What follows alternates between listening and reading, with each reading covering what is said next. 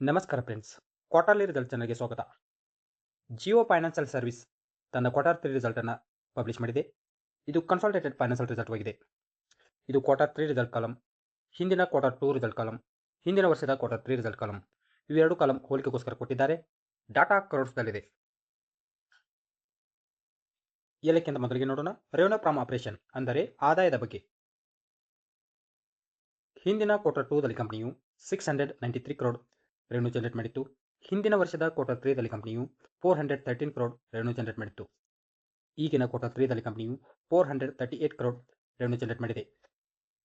ಕಂಪನಿಯ ರೆವೆನ್ಯೂವನ್ನು air to air comparison ಮಾಡಿದಾಗ 6% ಅಷ್ಟು ಏರಿಕೆಯಾಗಿದೆ. ಅದೇ ಕಂಪನಿಯ ರೆವೆನ್ಯೂವನ್ನು ಕ್ವಾರ್ಟರ್ ಟು ಕ್ವಾರ್ಟರ್ ಕಂಪ್ಯಾರಿಸನ್ ಮಾಡಿದಾಗ 36.8% ಅಷ್ಟು ಇಳಿಕೆಯಾಗಿದೆ. ನೆಕ್ಸ್ಟ್ ಪಾಯಿಂಟ್ ನೋಡೋಣ ಟೋಟಲ್ ಎಕ್ಸ್ಪೆನ್ಸಸ್ ಅಂದರೆ ಖರ್ಚಿನ ಬಗ್ಗೆ. ಹಿಂದಿನ ಕ್ವಾರ್ಟರ್ 2 ದಲ್ಲಿ ಕಂಪನಿಯು 146 ಕ್ರೋಡ್ ಖರ್ಚು ಮಾಡಿತ್ತು. ಹಿಂದಿನ ವರ್ಷದ ಕ್ವಾರ್ಟರ್ 3 ದಲ್ಲಿ ಕಂಪನಿಯು 98 ಕ್ರೋಡ್ ಖರ್ಚು ಮಾಡಿತ್ತು. ಈಗಿನ ಕ್ವಾರ್ಟರ್ 3 ದಲ್ಲಿ ಕಂಪನಿಯು 130 ಕ್ರೋಡ್ ಖರ್ಚು ಮಾಡಿದೆ. ನೆಕ್ಸ್ಟ್ ಪಾಯಿಂಟ್ ನೋಡೋಣ ಪ್ರಾಫಿಟ್ ಫಾರ್ ದ ಪೀರಿಯಡ್ ಅಂದರೆ ಲಾಭದ ಬಗ್ಗೆ. ಹಿಂದಿನ ಕ್ವಾರ್ಟರ್ 2 ದಲ್ಲಿ ಕಂಪನಿಯು 689 ಕ್ರೋಡ್ ಪ್ರಾಫಿಟ್ ಮಾಡಿತ್ತು. ಹಿಂದಿನ ವರ್ಷದ ಕ್ವಾರ್ಟರ್ 3 ದಲ್ಲಿ ಕಂಪನಿಯು 293 ಕ್ರೋಡ್ ಪ್ರಾಫಿಟ್ ಮಾಡಿತ್ತು. ಈಗಿನ ಕ್ವಾರ್ಟರ್ 3 ದಲ್ಲಿ ಕಂಪನಿಯು 294 ಕ್ರೋಡ್ ಪ್ರಾಫಿಟ್ ಮಾಡಿದೆ. ಕಂಪನಿಯ ಪ್ರಾಫಿಟ್ ಅನ್ನು ಏರ್ ಟು ಏರ್ ಕಂಪ್ಯಾರಿಸನ್ ಮಾಡಿದಾಗ ಆಲ್ಮೋಸ್ಟ್ ಫ್ಲಾಟ್ ನಂಬರ್ ಎಂದು ಹೇಳ್ಬೋದು.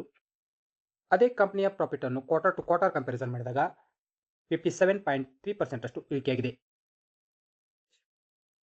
ನೆಕ್ಸ್ಟ್ ಪಾಯಿಂಟ್ ನೋಡೋಣ ಅರ್ನಿಂಗ್ ಪರ್ ಶೇರ್ ಇಪಿಎಸ್ ಪ್ರತಿ ಶೇರಿಗೆ ಎಷ್ಟು ಗಳಿಕೆ. ಹಿಂದಿನ ಕ್ವಾರ್ಟರ್ 2 ದಲ್ಲಿ ಕಂಪನಿಯು 1 ರೂಪೀಸ್ 9 ಪೈಸೆ. ಹಿಂದಿನ ವರ್ಷದ ಕ್ವಾರ್ಟರ್ 3 ದಲ್ಲಿ ಕಂಪನಿಯು 46 ಪೈಸೆ. ಈಗಿನ ಕ್ವಾರ್ಟರ್ 3 ದಲ್ಲಿ ಕಂಪನಿಯು 46 ಪೈಸೆ. ಕಂಪನಿಯ ಪ್ರಾಫಿಟ್ ಏರಿಕೆಯಾದಂತೆ ಇಪಿಎಸ್ ಏರಿಕೆ ಆಗುತ್ತದೆ. ಅದೇ ಕಂಪನಿಯ ಪ್ರಾಫಿಟ್ ಇಳಿಕೆಯಾದರೆ ಇಪಿಎಸ್ ಕೂಡ ಇಳಿಕೆ ಆಗುತ್ತದೆ. ಓವರಾಲ್ ಕ್ವಾರ್ಟರ್ ರಿಸಲ್ಟ್ ಬಗ್ಗೆ ನೋಡೋದಾದರೆ ಸ್ವಲ್ಪ ನೆಗೆಟಿವ್ ನಂಬರ್ ಅಂತ ಹೇಳ್ಬೋದು. ನೋಡೋಣ ಮಾರ್ಕೆಟ್ ಯಾವ ರಿಯಾಕ್ಷನ್ ತೋರಿಸುತ್ತೆ ಅಂತ. ಇನ್ವೆಸ್ಟ್ಮೆಂಟ್ ಮಾಡುವ ಮೊದಲು ನಿಮ್ಮ ಫೈನಾನ್ಷಿಯಲ್ ಅಡ್ವೈಸರ್ ಸಲಹೆ ಕೇಳಿ ಇನ್ವೆಸ್ಟ್ಮೆಂಟ್ ಮಾಡಿ. ವಿಡಿಯೋ ಇಷ್ಟವಾದರೆ ಲೈಕ್ ಮಾಡಿ, ಶೇರ್ ಮಾಡಿ ಮತ್ತು ಸಬ್ಸ್ಕ್ರೈಬ್ ಮಾಡ್ಕೊಳ್ಳಿ. ನಮಸ್ಕಾರ.